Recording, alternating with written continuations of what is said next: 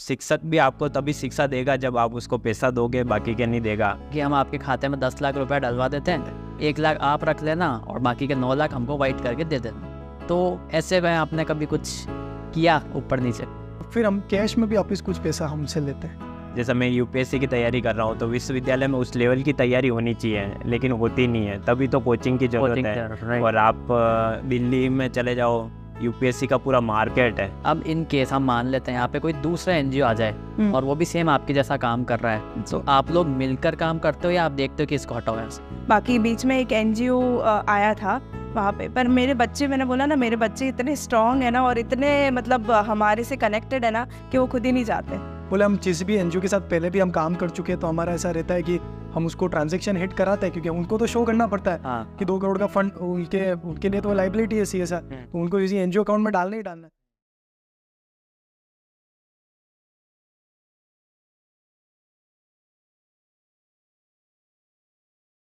नमस्ते अमन जी। नमस्ते आनंद भाई, कैसे हैं आप? बस बढ़िया, आप बताइए। तो थोड़ा अपने बारे में बताइए, आप हमारे पॉडकास्ट पर आए हैं तो अपने बारे में बताइए ताकि हमारी जो ऑडियंस आपको देख रही है वो आपको पहचान सके। मेरा नाम अमन है, मैं एक उदयपुर के पास में 55 किलोमीटर दूर एक छोटा सा गांव है बम्बोरा, अच्छा, जो गिरवा में ही आता है, मैं वहाँ से हूँ। 5वीं से 6ठी क्लास तक की पढ़ाई मैंने वहाँ से की थी। फिर मेरे मदर मुझे उदयपुर ले आए थे और उदयपुर में फिर बची मैंने पढ़ाई की। और अभी फ़िलहाल हम आकृति फाउंडेशन चला रहे हैं। पिछले 4 साल से आकृति फाउंडेशन काम कर रही है ट्राइबल एरियाज़ पे। और उसके साथ ही मैं अभी स्कूडल प्राइवेट लिमिटेड, जो हाइपर लोकल डिलीवरी का जो स्टार्टअप है उदयपुर में, उसमें मैं मार्केटिंग लीड कर रहा हूँ। ओके। और ये जो आपकी एनजीओ है, इसकी शुरुआत कैसे हुई? सबसे पहले तो एनजीओ थोड़ा मैं कम सुनना, मतलब कम बोलना पसंद करता हूँ। अच्छा। क्योंकि एनजीओ नाम सुनते एकदम ऐसा लगता है कि यार ये तो यार पैसे कमाने का धंधा है, मशीन है, ये है वो, पैसा ब्लैक से वाइट करने का। ब्लैक से वाइट करने का, ये है वो है। तो एनजीओ नहीं, मतलब हम हमारे जितने भी मेंबर्स हैं, एवन जो भी है, तो हम एनजीओ नहीं बोलते, हम जस्ट एक हमारा ऑर्गेनाइजेशन है या फिर एक क्लब है जो ये काम करता है, सोशल सर्विस। तो जैसा कि मैंने बताया कि बीए मैंने ऑप्ट किया था। तो इनिशियल बीए में जो मेरे जो एनजीओ के जो मेम है, को फाउंडर रिद्धि भाटिया, वो जैसलमेर से है, तो उनसे मेरी मुलाकात हुई और हम कहीं गार्डन में लाइक बैठे थे, चाय वगैरह पी रहे थे, तो हमने सोचा कि हम कहीं घूमने चलते हैं वगैरह संडे को वगैरह। तो हम संडे को बड़ी घूमने गए थे।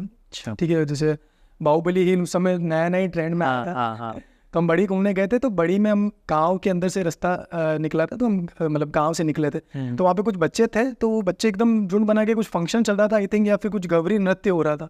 तो हमने रुकने के लिए रुक गए, तो बच्चे हमारे पास आए, भैया हमको पार्ले जी बिस्किट या कुछ चॉकलेट दिलाओ ना। तो हमने लेके, चलो बच्चे बोल रहे हैं, सब गाँव के बच्चे, तो हमने उनको दिलवा दिया।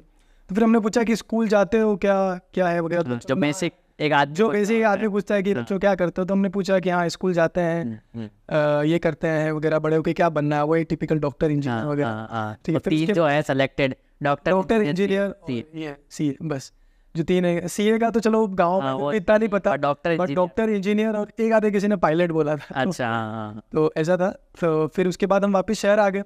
तो बच्चे, बस उन बच्चों की हंसी और उन बच्चों का जो उस समय जो मतलब हमसे एकदम जो एनर्जी, क्या पता एक्सचेंज हुई थी, तो वो अभी तक मतलब उस घर जाने के बाद भी मेरे अंदर गूंजती रही कि यार क्या है क्या नहीं है, मतलब कितना अच्छा गांव मिला वगैरह। क्योंकि जैसा मैंने आपको बताया कि मैं बम्बोरा से हूँ, तो बम्बोरा ऐसा गाँव है कि जैसे एक साइड से नदी चल रही है और एक साइड से ये पहाड़ पे मेरा स्कूल हुआ करता था। मेरे को आज भी याद है कि मैं इंटरवल में नदी भाग जाता था। अच्छा। मेरे पापा नदी क्रॉस करके स्कूल जाते थे? नदी क्रॉस करके जाते थे, इवन ये कि नदी तैरने भाग जाते थे। अच्छा। कि बंक ले लेते थे और तब कुछ भी आ रहे हैं, कुछ भी झूठ का नाटक करके, और खाना इवन हमारे रेसेस का खाना हम नदी जाके खा के आ रहे थे। तो मेरे पापा शुरू से मतलब मेरे को ऐसा एक्सट्रोवर्ट ही रखा था उन्होंने कि तू जा बेटा नदी पे जा वगैरह कर, मतलब ऐसा कुछ किसी भी को करिकुलम में कभी भी पीछे नहीं रखा। अच्छा। पीटी परेड कराना, ये कराना, तो वो बहुत मेरा एक अलग ही कोजी, मेरा मतलब एकदम टिपिकल गाँव जैसा गाँव था कि पेड़ पौधे, इवन हमारे खेत थे, हम खेत पे जाते थे कभी। तो जैसे ही मेरे फादर 2010 में एक्सपायर हुए थे, उनको कैंसर था, उसके बाद हमारी मदर हमारी एजुकेशन और ओवरऑल डेवलपमेंट के लिए उदयपुर लिए। तो जब मैं उदयपुर आया तो उसके बाद से ऐसा सीन था कि एकदम से मैं आया, जैसे जो रूरल से जो अर्बन का शिफ्ट था ना, तो मैं उसको शायद हजम नहीं कर पाया। मैं आते ही मैं अलग ही रहता था, क्योंकि यहाँ मैंने एकदम ऊंची ऊंची दीवारें देखी, वहाँ पे जस्ट हमारा मतलब वहाँ पे भी घर था, मतलब 2 मंजिल का था घर वहाँ पे, बट लेकिन एकदम यहाँ एकदम बहुत बड़ा कुछ मैंने देखा कि यहाँ ऊंची ऊंची दीवारें हैं, इंग्लिश में बात करनी पड़ेगी, और बच्चों को मतलब नया नया स्कूल का एडिशन लिया था तो वहाँ से बच्चे इंग्लिश में बोलते थे, मेरे को इंग्लिश में बहुत इशू हुआ था इनिशियली। फिर उसके बाद चीज़ें मतलब बहुत बड़ी बड़ी चीज़ें दिखी तो मैं घबरा जाता था यार कि मेरे को क्या यहाँ तक पहुँचना था क्या, मतलब मैं अपने आप से हमेशा होता था कि मैं कौन हूँ और मैं क्या यहाँ तक पहुँचना है क्या मुझे, या फिर कहाँ तक पहुँचना है मेरा क्या जर्नी पे। और वो आती थी फिर मैं उसको दबा देता था, वापस आती थी। फिर जैसे जैसे बड़े हुए तो फिर मैंने थोड़ा बहुत उदयपुर के आजू बाजू के एरिया घूमने का काफ़ी शौक था। ट्रैकिंग कैंपिंग करते थे तो 9वीं 10वीं से कैंपिंग कर रहे हैं, ट्रैकिंग कर रहे हैं, पहाड़ चढ़ने चले जाते थे। कंडी माता नीमच माता तो है ही है, और उसके अलावा बड़ी पे कोई भी पहाड़ चढ़ लिया तो कभी कीचड़ से आ रहे हैं, मम्मी कहती थी क्या हो गया ये वगैरह, यहाँ पे भी तू गाँव जैसे ही रहे, बिल्कुल ये तो अपने गाँव बना लिया तूने यहाँ को। मैं कहा यार मेरे को मेरा छोटा सा गाँव उदयपुर में मिल गया कि मेरे दोस्त भी मुझे सारे ऐसे ही मिले कि जो ट्रैकिंग में सहायता देते थे, कैंपिंग वगैरह हम कभी कभी कर लेते थे, और उसके अलावा मतलब नेचर में जाना वगैरह। तो जैसे ही मैंने आकृति में जैसा मैंने बताया कि BA फर्स्ट ईयर में जब हम बढ़ी गए थे तो वो गांव पे एकदम से मुझे उस गांव का, मेरे जो गांव का वो एकदम से फ्लैशबैक आया कि यार ये तो थोड़ा रिलेटेबल कुछ हो गया है। तो मेरे को फिर उसके बाद वापस घर आए। अब होता क्या है कि अपना दिमाग ऐसा फ्रेम्ड है कि आज मैं आपके साथ बैठा हूँ, मोमेंट आया, अभी अगले मोमेंट में वापस मैं अगला बन गया। बट लेकिन कुछ चीज़ें होती ना वो जब आप नॉर्मल होते हैं, जब आप रात में आप कभी बैठे हो या अपना एक टर्म है लाइक सेल्फ इंट्रोस्पेक्शन करते हो कि आप अपना आत्मसमर्पण करते हो, तब आप सोचते हो कि यार आज दिन भर में मैंने क्या किया। तो तब मैंने सोचा यार कि यार गांव गए थे, ऐसा कुछ हुआ था यार, बच्चे मिले थे वगैरह, पास में नहर चल रही थी, पीछे पहाड़ थे, बड़ी था, तो एकदम से लगा। तो फिर उसके बाद वो गई, बात ख़त्म हुई, वापस हम कॉलेज में मिले, रेगुलर रूटीन लाइफ हुआ। तो कॉलेज में मिला, मैं एक NGO से जुड़े थे, तो वो NGO के साथ रिद्धि जी ने मुझे जुड़वाया था कि यार अपन जुड़ते हैं यार, एक NGO से क्लब है जो यंग बच्चे थे सब काफ़ी वहाँ पे कुछ करना चाहते हैं, उन्होंने काफ़ी बोला है अब जुड़े आते नहीं है कभी अपन। तो मैं उनसे जुड़ा, तो उनका ऐसा पर्सपेक्टिव था कि बच्चों को पढ़ाने जाते थे वो संडे तो अलग अलग एरियाज़ में जाते थे, जैसे कभी इस एरिया में चले गए, कभी इस एरिया में चले गए। तो मैं 1-2 ड्राइव उनकी अटेंड की मैंने। अच्छा ठीक है, उसके बाद मेरे को थोड़ा सा कम सेट हुआ, सीरियसली बोलो, क्योंकि मुझे था कि यार कभी इधर एक एरिया में अपन चले गए, कभी इस एरिया में चले गए, स्कैटर्ड हो गया। फिर बच्चों की एक्सपेक्टेशन जग जाती थी कि भैया आएंगे कुछ, जैसे कभी भी जाते थे कभी गन्ने का जूस, कभी केले, कभी फ्रूट्स लेके जाते थे कि हमारे लिए कुछ खाने का लाएंगे, कुछ पेंसिल रबड़ लाएंगे। तो फिर मुझे लगा यार कि मेरे को नहीं आना, क्योंकि मेरे को थोड़ा अधूरा लगा। फिर मैंने देखो मेरा शुरू से ऐसी रहा, जो चीज़ करनी तो ढंग से करनी, नहीं तो फिर उसको हाथ भी नहीं लगा। ठीक है, तो आधा अधूरा नहीं करना। हाँ, आधा अधूरा भी कह सकते हैं। और ये कि चीज़ों को जड़ से ताकि उसका जो रियल सोल्यूशन है प्रॉब्लम का, उस पर अपन काम करें। तो आपकी जो टीम है उसमें कौन कौन लोग हैं और वो क्या क्या काम करते हैं? जैसा कि मैंने आपको बताया था कि सबसे पहले जब हमने उस पेड़ से शुरुआत की थी, काफ से शुरुआत की थी, तो हमको वॉलंटियर्स की ज़रूरत बहुत पड़ी थी कि मतलब वॉलंटियर्स तो जिस प्रोफेशनल टर्म है आपको, मतलब लोगों की ज़रूरत पड़ी थी कि जो हमारी हेल्प करे।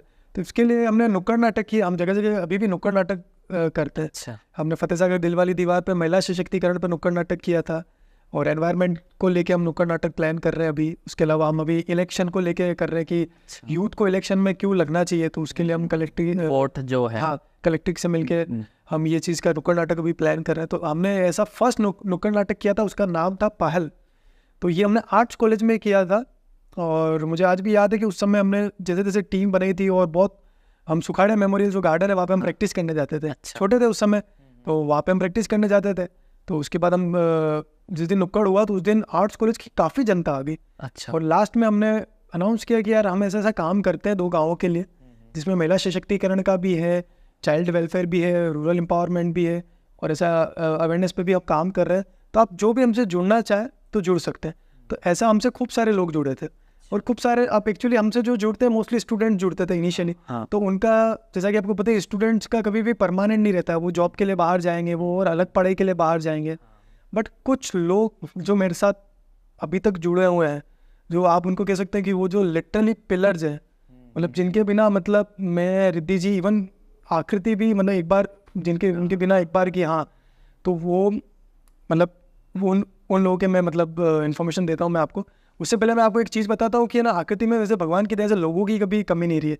कुछ ना कुछ चलते फिरते आ ही जाता था, कोई ना कोई आ ही जाता था। कभी गाड़ी चाहिए, कार नहीं चाहिए, तो भगवान की दया से कुछ ना कुछ हो ही जाता था कभी, क्योंकि अपन एक अच्छा काम कर रहे हैं, एक नेक सोच के साथ कर रहे हैं, तो कोई ना कोई सपोर्ट कर ही देता।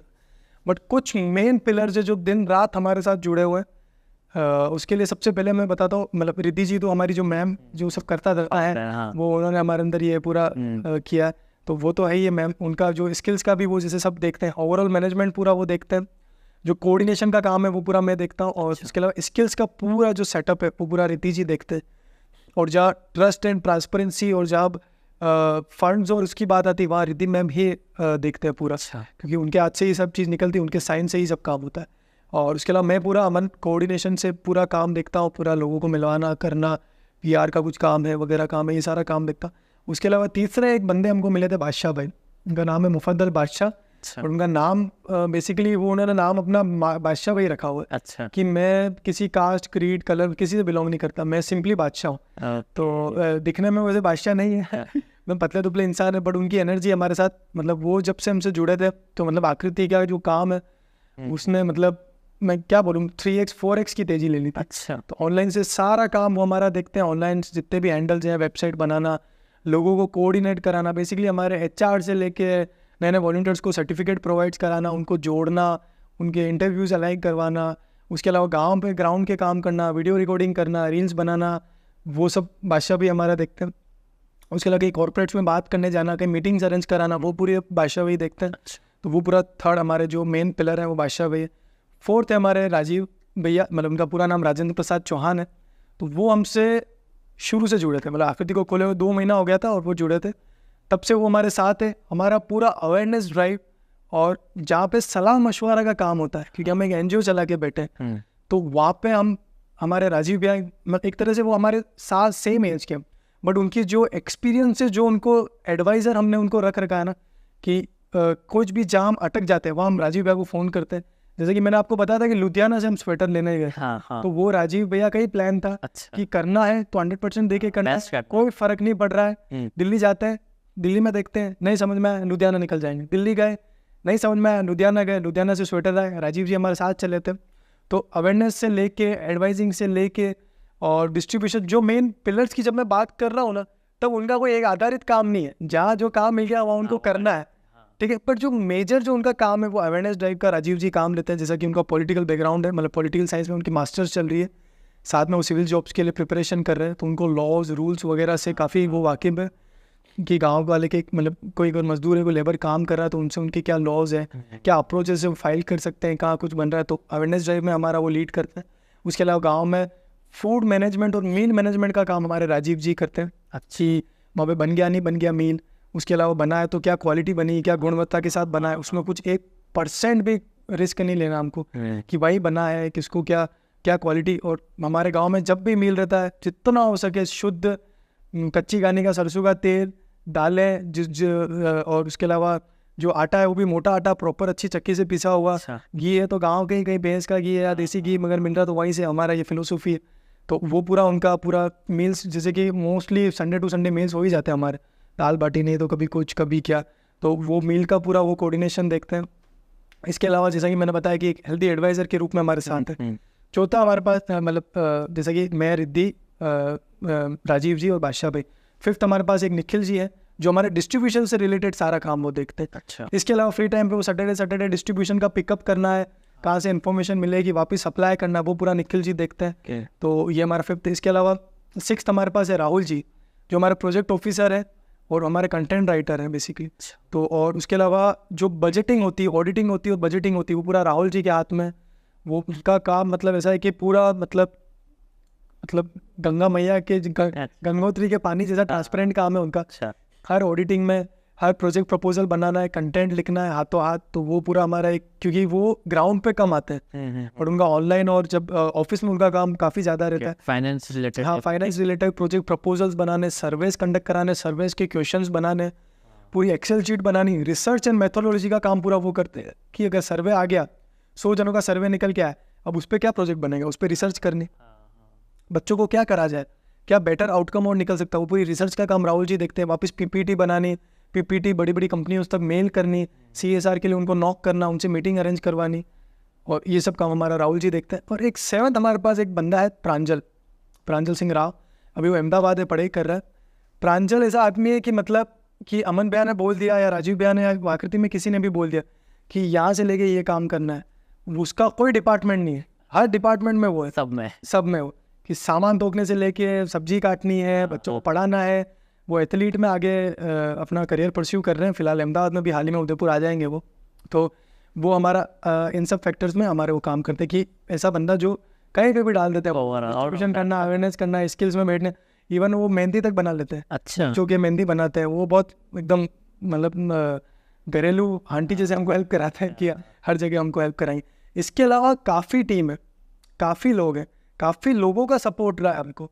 बट जब अपन बात करते हैं ना कि कुछ लोग हैं जो मतलब हर वक्त खड़े हैं, डेली उनसे मिलना हो रहा है, आगे की क्या प्लानिंग है, मतलब इन 7 बंदों का मैंने जो नाम लिया है तो ज़रूरी नहीं 7 बंदे, इसके अलावा हमारे पीयूष भैया, इवन कुणाल भैया, यतीश भैया, उसके अलावा परम भैया, महिमा दीदी, ललित भैया, अशोक भैया, इवन इतने लोग हैं ना। मैं मतलब मेरे को एक बार वो ग्रुप, हमारा जो मेन ग्रुप है, उस पर से बोलना, फ़ोन का परमिशन दे दो आप, मैं फ़ोन लिया था तो उसमें से देख के बोलना पड़ेगा क्योंकि इतने सारे लोग हैं। आस्था दीदी, खूब सारे लोग हैं, उन सबका सपोर्ट रहता है। बट एक जो चीज़ होती है ना जिसको अपन हक से बोल के, टॉक के बोल सकते हैं कि यार ये काम मुझे चाहिए, जिसको अपन उस चीज़ को डाल सकते हैं कि मेरे को आपसे ये काम चाहिए और नहीं और मैं आपसे नाराज़ हो जाऊँगा, वो ये बंदे। तो जैसा कि आपने बताया कि आपकी टीम है और सब इतना सब मैनेज हो रहा है, बट एक फैक्टर आता है कि हमने देखा है कि जो भी एनजीओ होता है, और आप तो यार चला भी रहे हैं, हाँ। तो आपके पास मतलब कभी ना कभी ऐसा कोई फ़ोन आया होगा बिल्कुल, जिसमें किसी ने बोला होगा कि हम आपके खाते में 10 लाख रुपया डलवा देते हैं, 1 लाख आप रख लेना और बाकी के 9 लाख हमको वाइट करके दे देना। तो ऐसे में आपने कभी कुछ किया ऊपर नीचे? सबसे पहले मैं आपको बताता हूँ कि ऐसा मुझे एक फ़ोन नहीं आया। अच्छा, क्लियर कर देता हूँ, ऐसे मुझे 10 से 20 फ़ोन आ चुके हैं। जब से पता पड़ा है कि मेरे पास ATG12 है, मेरे पास CSR सर्टिफिकेट है, हम एक वैलिड एनजीओ, एक बड़ा फंड CSR उठाने के लिए, ठीक है, इस मुद्दे पे मतलब यूजुअली जो एनजीओ के जो होते हैं, मतलब मैंने देखा है या और भी कुछ होता तो लोग बात करना कम पसंद करते हैं, ठीक है, क्योंकि इस चीज़ों में काफ़ी कितनी बार डिबेट्स हो जाती है, कितनी बार चीज़ें हो जाती हैं। तो मैं आपको एक स्टोरी बताता हूँ कि मेरे पास ऐसा एक कॉल आया था। तो आप जैसे 10 लाख का कह रहे हैं कि 10 लाख अपन ले लेते हैं और 1 लाख अपन आप रख लेना, ये कर देता हूँ। तो मैं आपको एक अमाउंट बताता हूँ। मेरे पास ऐसा 2 करोड़ रुपए का फ़ोन आया था, 2 CR का, कि वहाँ आपको 2 CR पहले। अब मेरे साथ क्या लफड़ा है कि मुझे ऐसा आता ना, अभी एक तो स्कैम इतने चल रहे हैं कि वो सब मजाक लगता है कि मेरे पास एक फ़ोन नहीं, उसके बाद मेरे पास 8 से 10 फ़ोन आए थे अलग अलग टाइम पे। फर्स्ट फ़ोन जब आया तो मैंने उसे फ्रॉड समझा कि मेरे को लगा यार फ्रॉड होगा, एक साथ था। फिर सेकंड आया, फिर थर्ड आया और मैंने उसकी कंपनी देखी, विजिट की। मैं कोई नाम वाम किसी कंपनी का कुछ भी नहीं रिवील कर रहा हूँ, और शायद वो इतनी पॉपुलर कंपनी भी नहीं है, बट उसके प्रॉफिट्स वगैरह अच्छे बन रहे होंगे या जो भी है कि हाँ ये कर लो। तो उनका फ़ोन आया कि सर हम आपको CSR इनिशिएटिव करना चाहते हैं और इतना इतना हमारे पास फंड है और इतना इतना है। तो मैंने कहा वेल एंड गुड यार। तो मैंने कहा सर मैं आपको कुछ कॉन्सेप्ट नोट भेजूँ मेरी एनजीओ का, आपने कहाँ देखा है, मेरी वेबसाइट के लिंक्स भेजूँ, आप हमारा काम देखो, हमारे कुछ प्रोजेक्ट्स ओपन है उसमें आप डाल सकते हैं। बोले वो सब तो ठीक है, वो हम देख लेंगे, आप मुझे मेल कर दीजिए ये सब चीज़ें। ठीक है, मैंने कहा ठीक है सर, आप मुझे मेल एड्रेस दे दीजिए, मेल करता हूँ। ऐसी बात हुई, मैंने फ़ोन रखा, हम लोगों को मेल किया, सब डॉक्यूमेंट्स वगैरह हर चीज़ की। सेकंड वापस कॉल आया कि हाँ हम हमारी कंपनी ने डिसाइड किया हम आपको फंड ट्रांजेक्शन कर सकते हैं। ठीक है, एक बार हम आएंगे और आपका कैसे ऑडिटिंग का क्या है वगैरह। तो मैंने बैलेंस शीट में हमने CA से पूछ के मैंने कहा सर आप बैलेंस शीट आप मुझे दे दीजिए, जो अकाउंट स्टेटमेंट वो पूरा भी दे दिया उन्होंने, ऑडिटिंग की वगैरह की, उन्होंने देख लिया कि हमारा काम क्या है क्या नहीं है, उनको सही लगा। तो बहुत जेन्युइन लगे थे, मतलब बहुत सटीक। बट फिर एकदम से वापस उनका जो नेक्स्ट कॉल आया था कि उन्होंने पूछा कि यार सर इसमें ऐसा रहता है हमारा कि रेशियो अपन क्या डिसाइड करें। अब मैं इस फील्ड में नया मेरे को कुछ आइडिया ही नहीं कि क्या होता है रेशियो और क्या होता है। तो फिर मैंने अपने CL भाई मतलब CA को फ़ोन किया कि यार कुछ रेशियो का पूछ रहे थे यार ये वो। तो फिर CA ने जाके मुझे क्लियर किया कि डायरेक्ट उन्होंने नहीं बोला, उन्होंने सिंपली ऐसे बोला कि सर कुछ रेशियो का कुछ बैठेगा क्या कि ये है वो है वगैरह। फिर CA ने बोला कि तू यहाँ बैठ मेरे पास और वापस फ़ोन लगा। तो मैंने वापस फ़ोन लगाया उनको कि मैंने कहा सर क्या रेशियो का आप कह रहे थे वगैरह, मैं कुछ समझा नहीं है वो। बोले हम जिस भी एनजीओ के साथ पहले भी हम काम कर चुके हैं तो हमारा ऐसा रहता है कि हम उसको ट्रांजैक्शन हिट कराते हैं, क्योंकि उनको तो शो करना पड़ता है कि 2 करोड़ का फंड उनके लिए तो लाइबिलिटी है CSR, तो उनको किसी एनजीओ अकाउंट में डालना ही डालना है। तो फिर हम कैश में भी वापस कुछ पैसा हमसे लेते हैं। तो मेरे को तो लगा यार, मैंने कहा ये क्या बोल रहा है यार, ऐसे कैसे क्या है ये वगैरह। तो मतलब मैंने म्यूट किया फ़ोन और मैंने कहा सिंह के पागल लेके आया, क्या बात कर रहा है यार ये वो वगैरह, इस काम के लिए जानी जाती कि आकृति ये वो, उसको मिला कहाँ से लिंक वगैरह, आपने नहीं करना ये वो। CA ने बोला प्रोफेशनली बात करके फ़ोन काट दे। तो सिंपली बोल कि मैं शो नहीं कर पाऊँगा, और सिंपली बोल, ज़्यादा कुछ भी ऐसा मत बोल कि हम ऐसा काम नहीं करते, आप नाम नहीं जानते हो ये वो वगैरह। सिंपली बोल कि सर ये तो पॉसिबल नहीं हो पाएगा, ठीक है, और तो फिर उन्होंने फिर से वापस मैंने उनसे बात की, तो उनका आया कि सर क्या है आपको आगे करना है, फिर हम किसी वो मतलब लाइक थोड़ा सा प्रेशराइज करने लगे कि आप एनजीओ को आपको करना भी है सर या क्या है वगैरह। मैं कहा सर देखो सीन ऐसा है कि आप भले कितना भी रेशियो दे, आप भले 9:1 भी देना कि 90% आप वापस कैश ले लें, मतलब सॉरी 90% आप रख ले और 1% मतलब 10% भी आप ले लो, तो भी सर हम इस चीज़ पे नहीं कर पाएंगे। और इसके पीछे फिर जब मैंने फिर उसके बाद मैंने फ़ोन रखा और फिर सीए से बात की। सीए ने बोला है बहुत नॉर्मल है, ठीक है, एक एनजीओ के जो चलाने के लिए। और जब ये बात मैंने जो रिद्धि जी को बताई तो उन्होंने हमको काफ़ी, हमारी पूरी टीम को काफ़ी डांटा, मतलब काफ़ी हमको बोला कि तुमको फर्स्ट मोमेंट पे ऐसे फैक्टर को समझना है और इसको विलंबित करना है। क्यों? क्योंकि अपना आकृति का जो काम है वो अपनी ट्रांसपेरेंसी और ट्रस्ट के लिए जाना जाता है, ठीक है। अपन को इन सब लपेटों में अपन न शुरू से थे और न ही अपन को पढ़ना है। अपन को लोगों का प्रोत्साहन मिला तब जाके अपन ने एनजीओ का रजिस्ट्रेशन और ये सब अकाउंट बनाया। और आज सब जानते हैं कि आकृति 4 साल पुरानी एनजीओ है, बट रजिस्ट्रेशन अभी हुआ है, उसका 1 साल हुआ है। 1 साल में उसको ATG 12 है, हर डॉक्यूमेंट उसका कंप्लीट है। बट पिछले जो 3 महीने वो कहाँ गए? वो पिछले 3 महीने से आकृति नॉन मॉनिटरी डोनेशन से चल रही थी।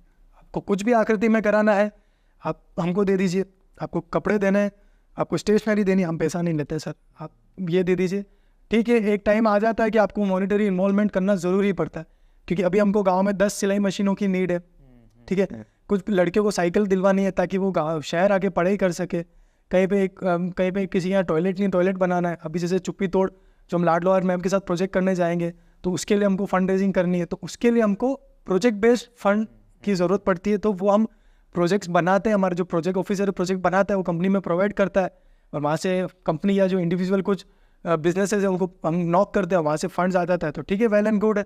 नहीं तो हमारा आकृति का एक और ड्राइव होती है, ड्राइव बोलो या फिर नाइट बोलो, फंड रेजिंग नाइट। अच्छा, जो सब जानते हैं फंड रेजिंग नाइट आकृति की होती है। हमारे पास खूब सारे आर्टिस्ट हैं, अपने गौरव भाई है, हमेशा उनके काम का मैं हमेशा दाद देता हूँ। उन्होंने हमेशा आते हैं, जब भी बोलते हैं सैटरडे संडे गिटार निकालते हैं। हम सब सिंगर्स हैं, हमारे पास अलग अलग तरह के गाते गाना और प्रोजेक्ट लेके खड़े हो जाते हैं, गाना गाते हैं, भीड़ आती है, सर हमारा प्रोजेक्ट है, आप सपोर्ट कर सकते हैं क्या।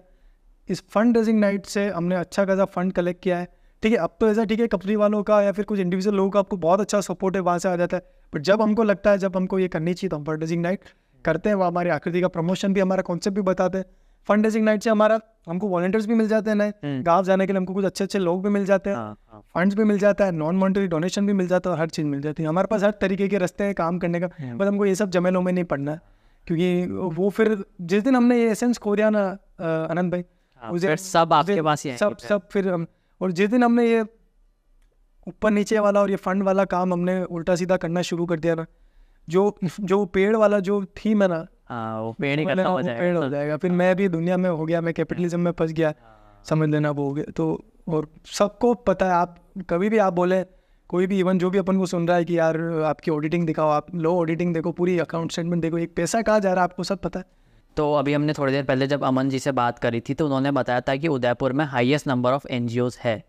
तो ऐसा क्यों है, उदयपुर में ही सबसे ज़्यादा क्यों है? देखिए, उदयपुर में एक तो सबसे बड़ा जोग्राफिकल रीजन है, भौगोलिक रीजन है कि यहाँ पे अरावली श्रृंखला जो है, और देखा जाए तो ट्राइबल्स जो होती है वो अधिकतर जंगलों में, जैसे तो आदिवासी जो होते हैं वो जंगलों में ही निवास करते हैं। तो इसकी वजह से है ना, मतलब इंडिया में सबसे ज़्यादा NGO उदयपुर में, 3000+ NGO काम कर रहे हैं उदयपुर में। तो ये अरावली में जो मीणा है, ग्रासिया है, गमेती ट्राइब्स है, ये सारी ट्राइब्स यहीं पे हैं।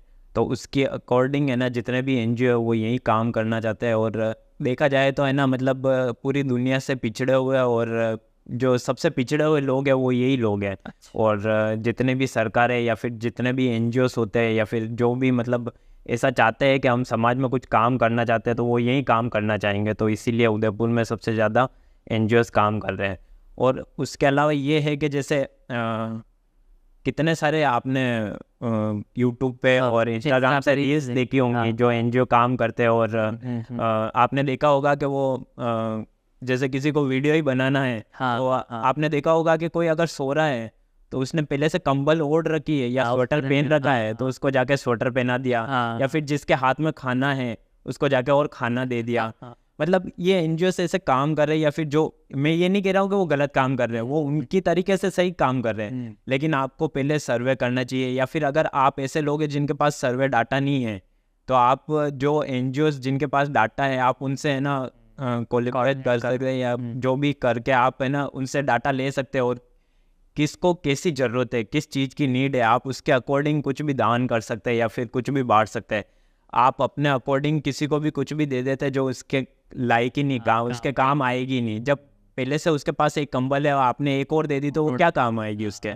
लेकिन जिसके पास कंबल है और उसको नीड है खाने की, तो आप उसको खाना प्रोवाइड करें, खाना प्रोवाइड कराओगे तो उसका मतलब खाना काम आएगा, वो कंबल क्या काम देगी। और जिसके पास खाने की नीड नहीं है और आप उसको मतलब खाना ही दे रहे हो, तो उसको कंबल दीजिए आप। ऐसे तो आप पहले डाटा लीजिए। हमारे ये वैसे आकृति फाउंडेशन जाना ही इसीलिए जाता है, हम पहले पर्टिकुलर कोई भी गांव लेते हैं और उस पर पूरा रिसर्च करते हैं कि क्या गांव में कितनी पॉपुलेशन है, कैसे कैसे लोग वहाँ निवास कर रहे हैं, कौन लोग हैं जिनको ज़रूरत है, खाने की ज़रूरत है या फिर कपड़ों की ज़रूरत है। हम उसी के अकॉर्डिंग फिर काम करते हैं। और जैसे 250 बच्चे ही अगर एक गांव में या 300 ही है, तो हम एक्स्ट्रा कपड़े भी ले जाते हैं या फिर जो भी खाने की ज़रूरत हो तो एक्स्ट्रा ले जाते हैं, क्योंकि उस टाइम पता नहीं रहता कितने बच्चे आएंगे, कौन कैसे क्या आ जाएंगे। तो सबको मतलब कुछ ना कुछ चीज़ तो सबके पास जानी चाहिए, हम इसको ध्यान में रखते हैं और पूरा मतलब डाटा पूरा स्टडी करके ही हम काम करते हैं।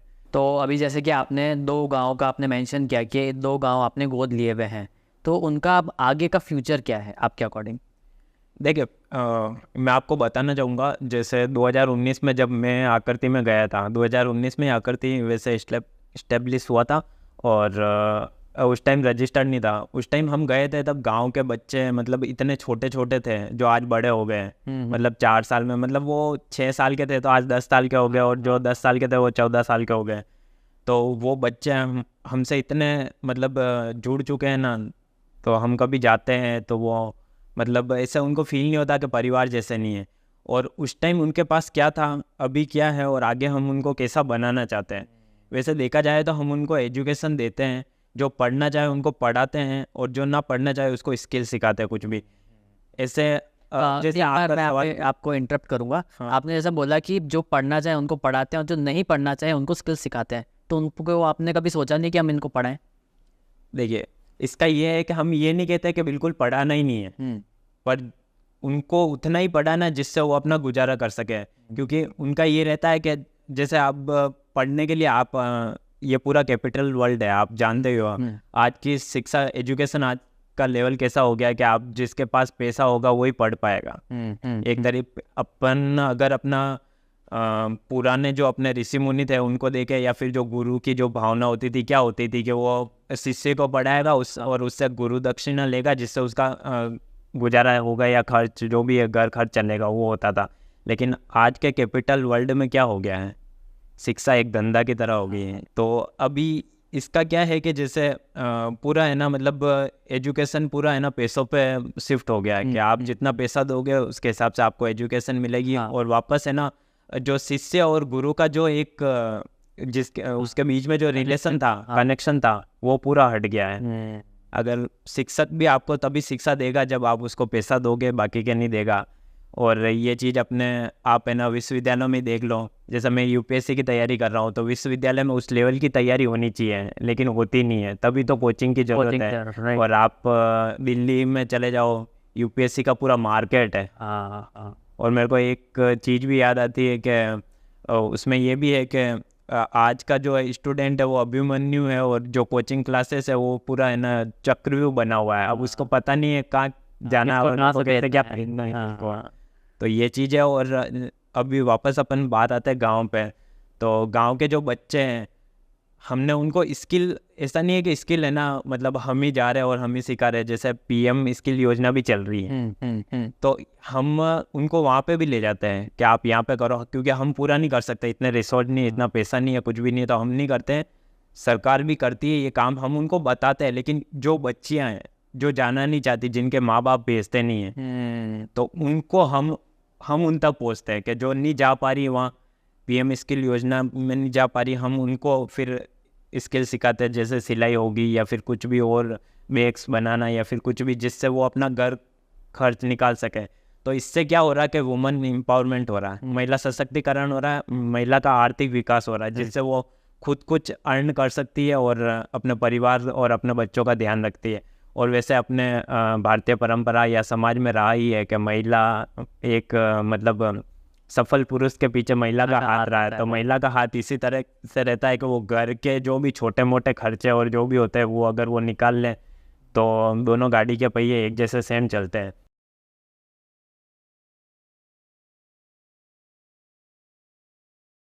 राजस्थान की फीमेल लिटरेसी रेट सिर्फ 52% है।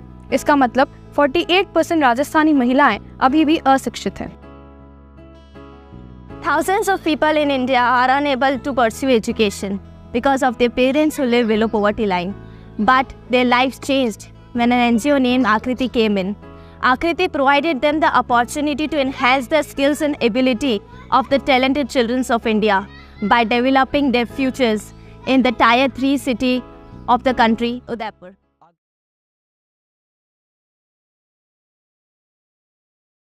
तो जैसा कि आपने शुरू किया जो आकृति है, हाँ जी। तो अगर हम ऑन ग्राउंड पर बात करें तो आपने क्या अभी तक इम्पैक्ट क्रिएट किया? आकृति जब हमने स्टार्ट किया था ना, तो हमारा था ही नहीं कि हमें कुछ करना है, हमने कुछ फ्यूचरिस्टिक रखा ही नहीं था, कोई गोल नहीं था, कोई कुछ नहीं था। बस ये था कि संडे है, फ्री होता है, यूथ है, या तो क्या करते हैं अपन, फ़ोन चलाते हैं या सो जाते हैं, या फिर कहीं चले गए, चलो घूमने जाते हैं, फतेह सागर चले गए, कुछ भी ऐसा लाइक मतलब बस इधर उधर वेस्ट कर देते।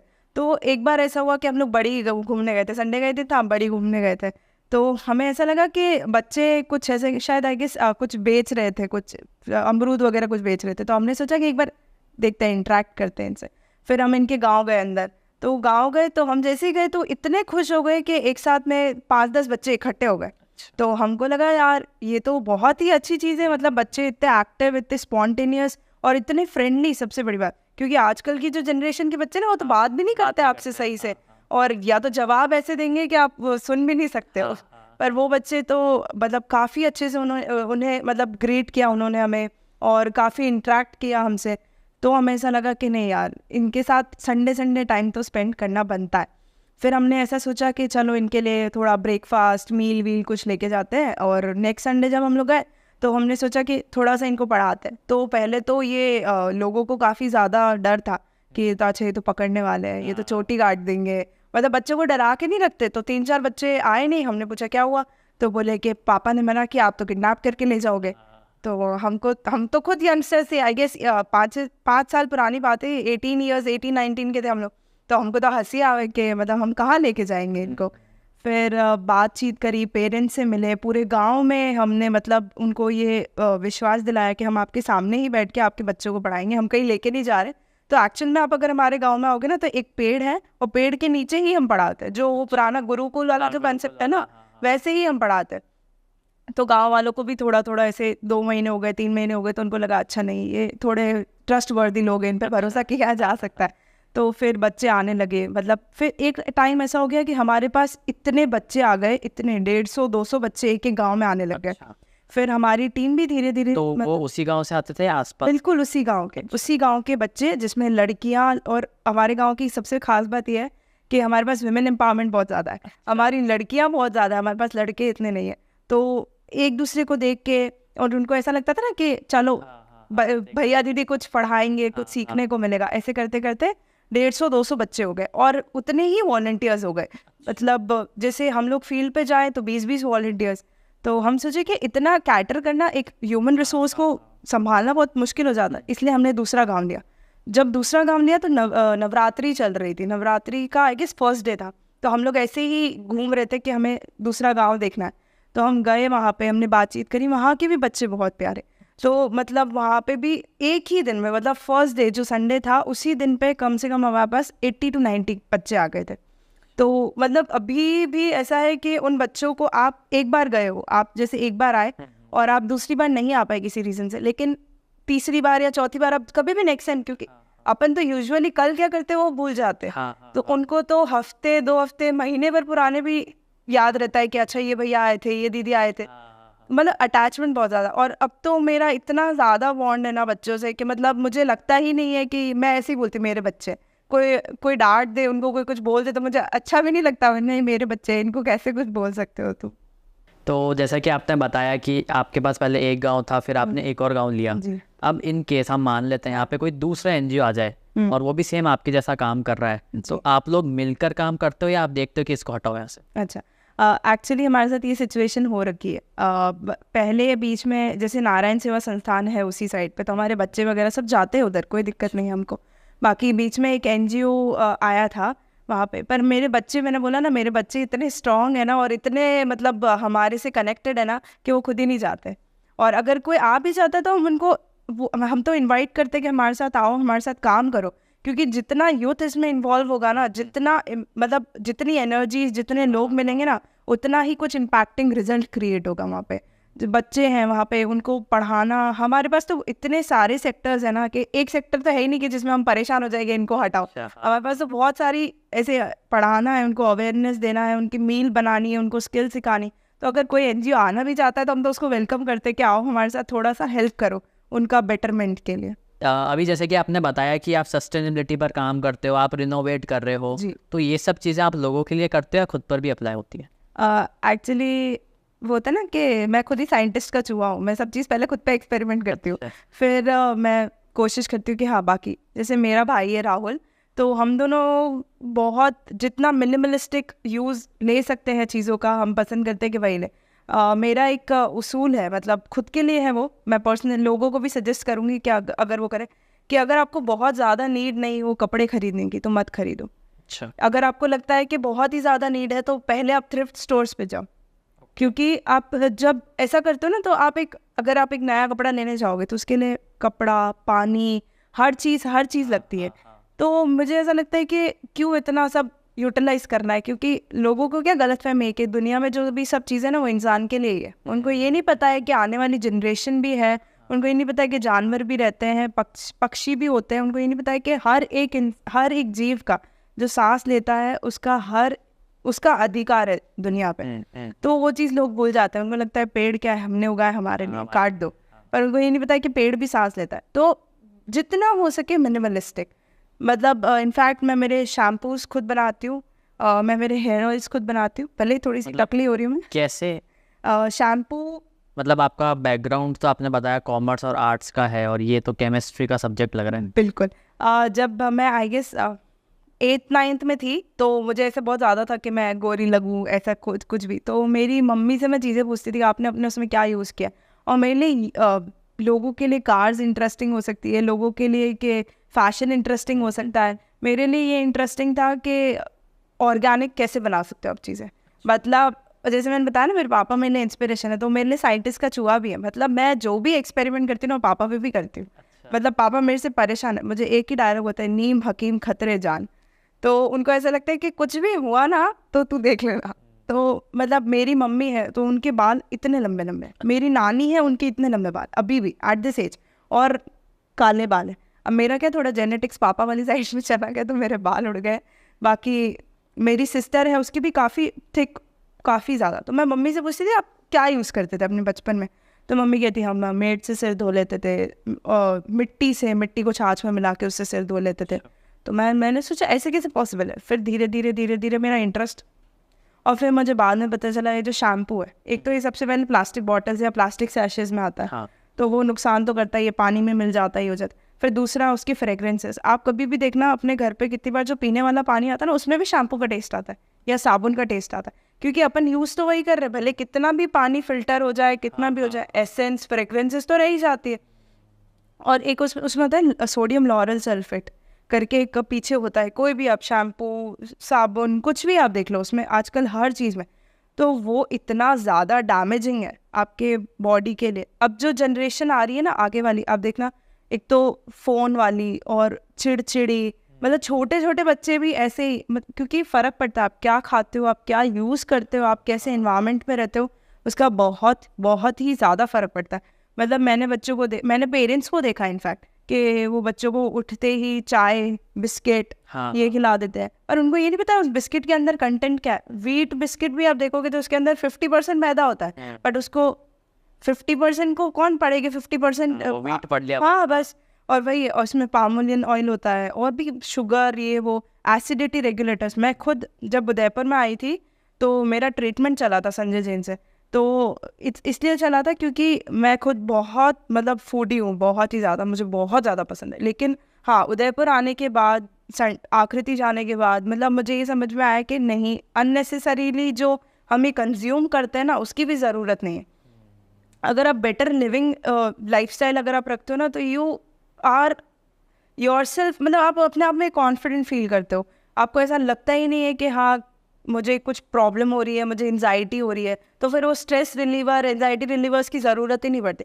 आजकल तो छोटे छोटे 9-10 के बच्चे, हमको स्ट्रेस हो रहा है, हमको एंजाइटी हो, क्यों हो रहा है? वो उनको पता नहीं उनको क्यों हो रहा है। फ़ोन पूरे दिन स्क्रॉल स्क्रॉल स्क्रॉल, और उसमें तुम क्या कंटेंट देखते हो किसी को नहीं पता। और पहले हमारे टाइम पे तो फिर भी, मतलब मेरे पापा या उन टाइम पे तो फ़ोन था ही नहीं, लेकिन हमारे टाइम पे तो फिर भी पेरेंट्स का थोड़ा सा कंट्रोल होता था, क्या क्या देख रहा है बच्चा, क्या नहीं देख रहा है उसका। बट अभी तो कोई कंट्रोल नहीं, कोई कुछ नहीं है। और उसके बाद भी दूसरा, आप क्या यूज़ करते हो उसका तो इतना इम्पैक्ट पड़ता है। आपका स्कैल्प है तो वो अपने आप में ऐसा है ना कि आप क्या लगाते हो वो एब्जॉर्व करता है। आपकी स्किन है तो स्किन बहुत एब्जॉर्विंग होती है। अपन मॉइस्चराइजर्स यूज़ करते हैं, अपन ये सब यूज़ करते हैं, हाँ अंदर चला जाता है। तो ऑफकोर्स ये कैंसर्स और ये जो सिस्ट बनना और ये सब जो चीज़ें होती है वो इनसे ही होती है, क्योंकि आप जो यूज़ कर रहे हो वो कहीं ना कहीं आपकी हेल्थ को तो डिटोरिएट करेगा ही करेगा।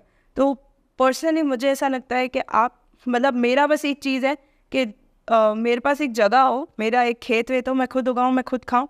और इसमें मेरा सबसे बड़ा इंस्पिरेशन, अगर कोई सबसे बड़ा इंस्पायरिंग रोल है तो वो है पीपल फार्म। पीपल फार्म है जो, पीपल फार्म, अच्छा, पीपल फार्म एक ऑर्गेनाइजेशन है जो एनिमल्स के लिए काम करती है, लेकिन they promote sustainability, they promote, मतलब वो जितना मिनिमलिस्टिक हो सकता है वो यूज़ करते हैं। वो दोनों हस्बैंड वाइफ है जो अब्रॉड में काम करते थे, फिर इधर आए, और आई गेस मकलॉडगंज में उनका NGO है। और आप उनको देखोगे ना तो इतने सादा लोग, उन्होंने अपना घर भी खुद ही बनाया, उन्होंने मतलब जितना वो कर सकते हैं ना वो करते हैं। और they are truly inspiration for me, कि मुझे उनसे कभी मौका मिलेगा ना मैं बिल्कुल मिलूंगी उनसे। जो उनकी वाइफ का पेज है, मैं आपको बताती हूँ, आप भी खुद भी पर्सनली जाके देखना, कहानी वाली शिवानी। तो वो हर चीज़ बताते हैं कि आप क्रुएलिटी फ्री कैसे चीज़ें बना सकते हो, वीगन, हर चीज़ वीगन। अपन जो ये छोटे छोटे कपड़े बच जाते हैं वो फेंक देते हैं, अपन वो हर एक, मतलब वो राखी भी बनाना है तो खुद बना रहे, मतलब जितना कोई भी त्यौहार है वो खुद ही पहले के, हाँ मतलब जितना कम में अपन कर सकते हैं, तो वो अपने आप में मेरे लिए बहुत इंस्पायरिंग है। दूसरा एक है अमूल्य बुद्ध फाउंडेशन करके, वो सस्टेनेबिलिटी को ऐसे प्रमोट नहीं करते। लोगों ने क्या टैबू समझ लिया कि अच्छा सस्टेनेबिलिटी है, अब तो यार इस पे अलग से ही काम करना पड़ेगा, अब शैम्पू बनाना पड़ेगा, तेल बनाना पड़ेगा, अब अपन बहुत हैंडी हो जाता है अपने लिए चीज़ लेके आना। लेकिन अपने को ये नहीं पता है कि अगर जब अपन खुद के लिए कोई चीज़ बनाते हैं ना तो अपनी वाइब्स भी लगती, तो उस तरीके से काम भी करती है। अब जैसे शैम्पू बनाना, तो व्हाट आई पर्सनली यूज आंवला, रीठा, शिकाकाई और मेथी। आप इसको सोक करो, आप पेशेंस होता है आप में कि आप वेट करोगे कि सुबह तक वो तैयार हो जाए, आप पे काम करे। बट आप जब बाहर से ले आए शैम्पू एक शैशे, अब लोगों को ये नहीं पता कि वो एक तो पहले वो शैशे का पूरा ऊपर का काट देते, वो लोग बिल्कुल पसंद नहीं कि जो कोई भी ऊपर की पूरी चीज़ ऐसे निकाल दे, क्योंकि उनको ये नहीं पता कि जब आप ऊपर का निकाल देते हो ना तो नीचे वाला पार्ट भले रिसाइकल हो जाएगा, लेकिन वो ऊपर वाला पार्ट तो कहीं ना कहीं पड़ा ही रहेगा। तो अमूल्य बुद्ध फाउंडेशन जो है वो अपने आप में बहुत ही अच्छा, मतलब ऐसा एज एन कोई फाउंडेशन नहीं, वो पूरे कोई वास्ट लेवल पे नहीं कर रहे, लेकिन वो जितना हर चीज़ को लेके वो इतना अवेयर करते हैं ना कि आप जैसे रेस्टोरेंट में गए तो अपन क्या करते हैं कि बच गया खाना तो या तो फेंक देते हैं या फिर अपन उसको पैक करवाते हैं, लेकिन पैक भी अपन करवाते हैं प्लास्टिक रैपर्स, तो माइन्यूट प्लास्टिक पार्टिकल्स तो अपन कंज्यूम डेली ही कर रहे हैं। तो वो ये बताते हैं कि कैरी योर ओन डब्बा और कैरी योर ओन बैग, मतलब आप बायो एंजाइम्स यूज़ करो। बायो एंजाइम इज सबसे बेस्ट अगर क्लीनिंग का कुछ हो सकता है। आज अपन लाइजोल डाल देते हैं, अपन फिनाइल डाल देते हैं, तो क्या होता है वो पानी अपन फेंकते हैं, तो जाता तो वाटर बॉडीज में, आपने पास हाँ जाता वाटर बॉडीज में।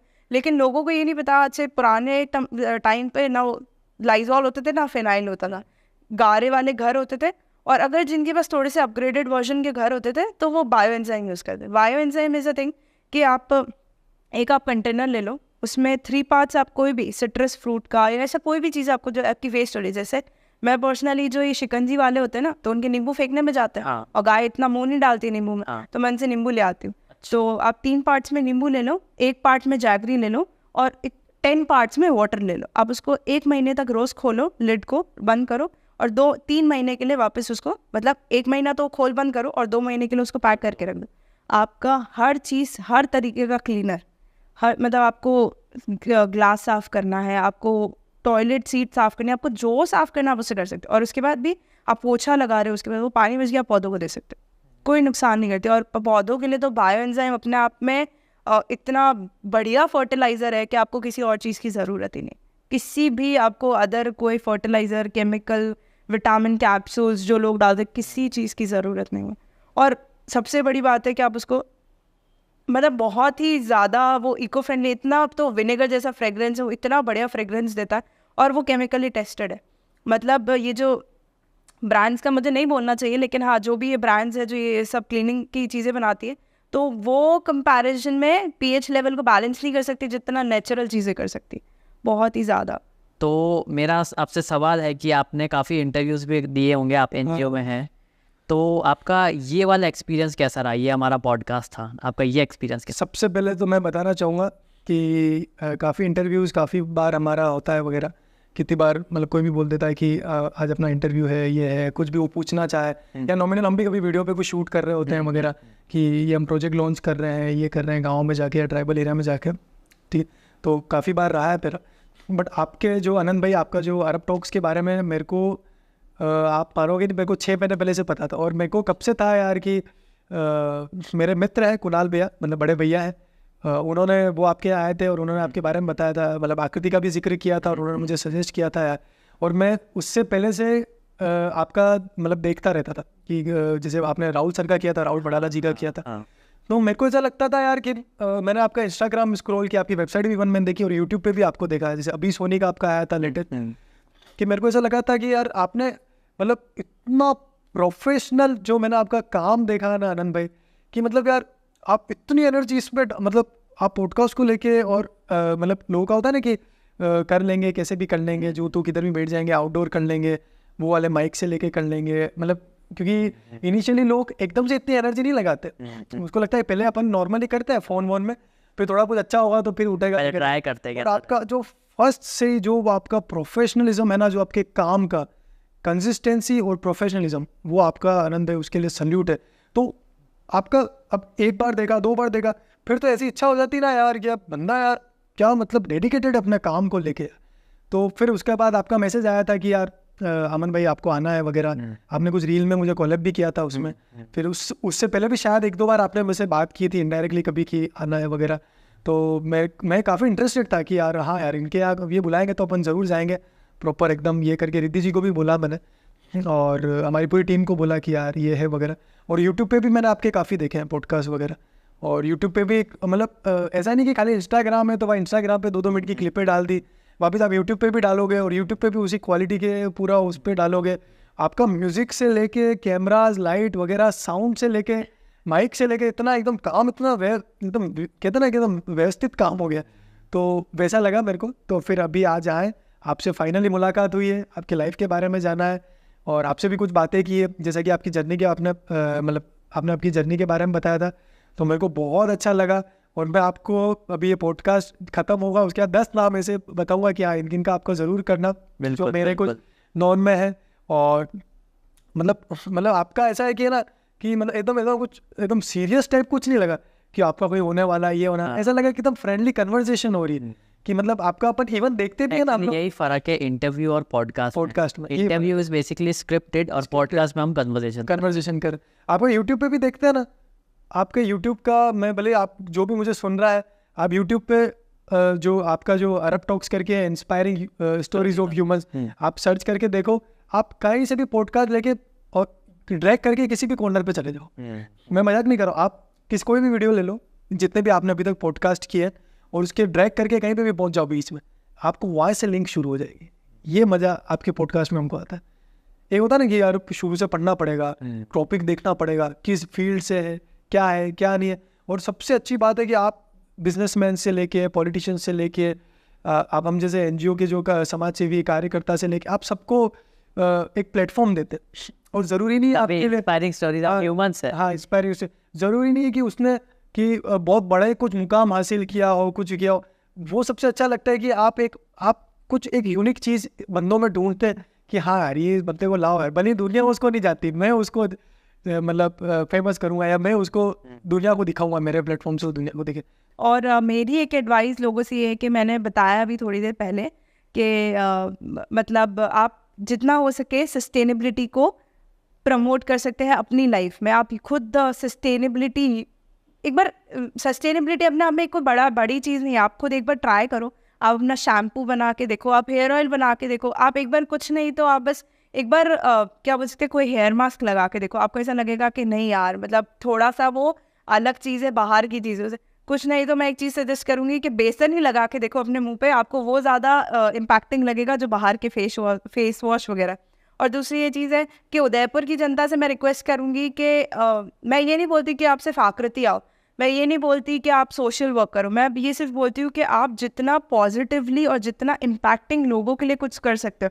मैं ये कहती हूँ आप कहीं पे भी घूमने जाते हो, आपको ऐसा लगता है अभी जैसे बारिश के दिन थे, आप सब जने कहीं ना कहीं घूमने जा रहे थे, तो मैं आपको सिर्फ एक रिक्वेस्ट करूँगी कि आप अपने साथ थोड़े से कपड़े, आपके जो पुराने कपड़े वो लेके जाओ। आप कहीं ऐसी बाहर की जगह पे जाते हो जहाँ लोग मिलते हैं आपको, तो आप उनको दे सकते हो, क्योंकि उनके लिए उदयपुर आना बहुत आउटस्कर्ट्स में हो जाता है। तो अगर आप कुछ लेके जाते हो, वहाँ पे बच्चे होते हैं, स्टेशनरी ले गए, फ्रूट्स ले गए। हाँ, मेरी एक रिक्वेस्ट है कि प्लीज़ चिप्स कुरकुरे ना लेके जाए उनके लिए, और अगर वो आपसे पैसे मांगते हैं तो पैसे भी ना दें, क्योंकि वो पैसे कहाँ यूज़ करते हैं कहाँ नहीं करते अपने को नहीं पता। हमारे सामने एक इंसिडेंट हुआ था कि हमने उसको 10 रुपये दिए, आई गेस बहुत 4-5 साल, वो बच्चा थोड़ी देर बाद हमें दिखा सिगरेट पीते हुए। तो वो चीज़ लोगों को समझ में नहीं आती, उनको ऐसा लगता है कि पैसे देना इज़ ज़्यादा ईजी, लेकिन हाँ उसके साथ रह के या उसको कुछ सिखाने या उसको कुछ ऐसी चीज़ देना जो उसके लिए यूज़ आ सके। तो बस मेरी यही एडवाइस है कि ज़रूरी नहीं है आप आकृति आओ, लेकिन हाँ आपके आसपास में इतने लोग हैं, इतने जीव हैं, आप उनकी हेल्प कर सकते हो। कुछ नहीं तो एक छोटी सी शुरुआत कर सकते हो कि अपने घर से एक रोटी गाय की, एक रोटी कुत्ते की वो दे सकते हो, और वो सबसे ज़्यादा इम्पैक्टिंग हो सकता है किसी और चीज़ के बजाय। Thank you.